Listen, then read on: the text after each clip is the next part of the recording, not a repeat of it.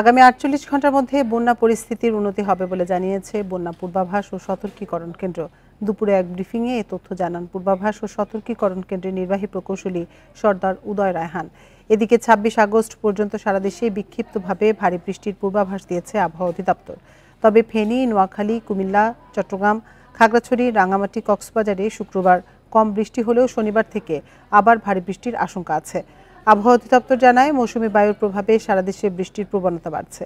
৭২ ঘন্টার পূর্বাভাস বলছে দেশের দক্ষিণ পূর্বাঞ্চল সহ রংপুর, রাজশাহী, ঢাকা, বরিশাল, সিলেটের অধিকাংশ জায়গায় দমকা হাওয়া সহ ভারী বৃষ্টির আশঙ্কা রয়েছে।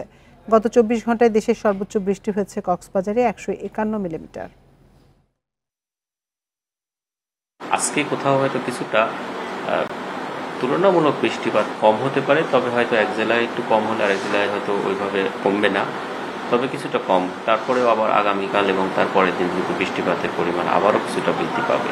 বর্তমানে দেশের ৭টি নদীর ১৪টি পয়েন্টে পানি বিপদসীমার উপর দিয়ে প্রবাহিত হচ্ছে। তবে উল্লেখযোগ্য ব্যাপার হচ্ছে বন্যা পরিস্থিতির উন্নতি হচ্ছে এবং আবহাওয়া সম্প্রতি পূর্বাভাস ইঙ্গিত দিচ্ছে যে আগামী ২৪ থেকে ৪৮ ঘন্টায় ভারী বৃষ্টিপাত প্রবণতা কমে আসতে পারে এবং এর ফলে আশা করা যাচ্ছে যে এই যে পানির হ্রাসের যে প্রবণতা সেটি অব্যাহত থাকতে পারে। একই সাথে দেশের